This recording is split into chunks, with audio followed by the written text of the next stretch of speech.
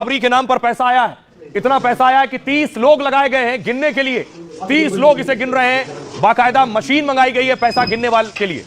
बाबरी मस्जिद की name plate बन गई है जो मस्जिद के दरवाजे पर लगेगी। बाबरी मस्जिद को लेकर हुमायूं का विरोध हो रहा था, दूसरी ओर बाबरी के लिए हुमायूं पर चंदे की बरसात हो रही। हुमायूं ने खुद लाखों मुसलमानों के समर्थन का दावा कर दिया और चंदे की रकम गिनने का वीडियो पोस्ट किया है। हुमायूं ने चंदे की रकम का वीडियो सार्वजनिक हुआ और उसे कैप्शन दिया है कि धर्म प्रेमी लोगों का दान अल्लाह कबूल करे।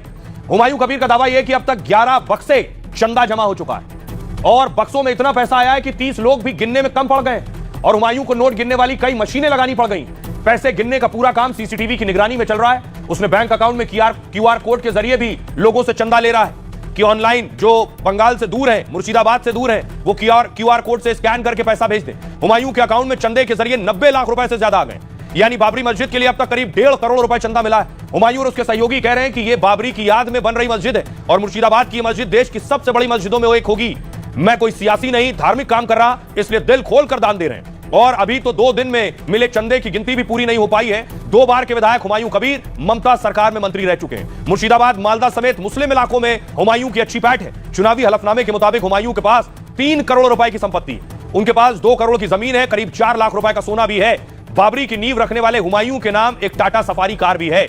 लेकिन अब हुमायूं पर पैसों की बारिश हो रही है। आपने देखा एक तस्वीर कि कल गीता पाठ हुआ बंगाल में।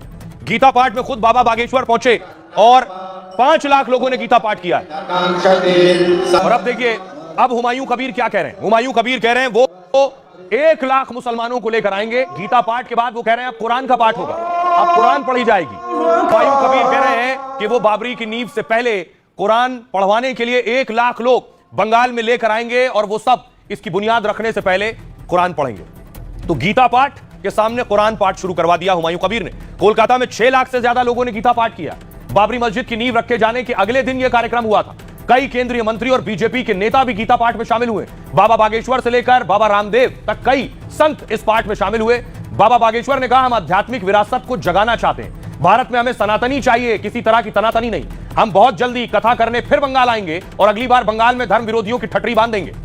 हुमायूं कबीर ने बाबरी की नींव के बाद ऐलान किया है कि फरवरी में 1 लाख लोगों के साथ कुरान ख्वानी कराएंगे। मतलब 1 लाख लोग सामूहिक रूप से कुरान पढ़ेंगे। मुर्शिदाबाद और आसपास के जिलों से हजारों लोग आएंगे। बंगाल के अलावा दूसरे राज्यों से भी मुस्लिम आएंगे और इसके बाद ही बाबरी मस्जिद का निर्माण शुरू होगा।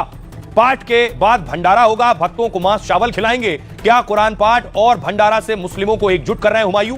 सवाल यह है, क्या हुमायूं बंगाल के सबसे बड़े मुस्लिम नेता बनना चाहते हैं? हुमायूं ने ओवैसी के साथ गठबंधन का भी दावा किया है और बंगाल में 135 सीटों पर चुनाव लड़ने का भी ऐलान किया है। पिछली बार मुस्लिम बहुल 131 में से 115 सीट ममता बनर्जी ने जीती।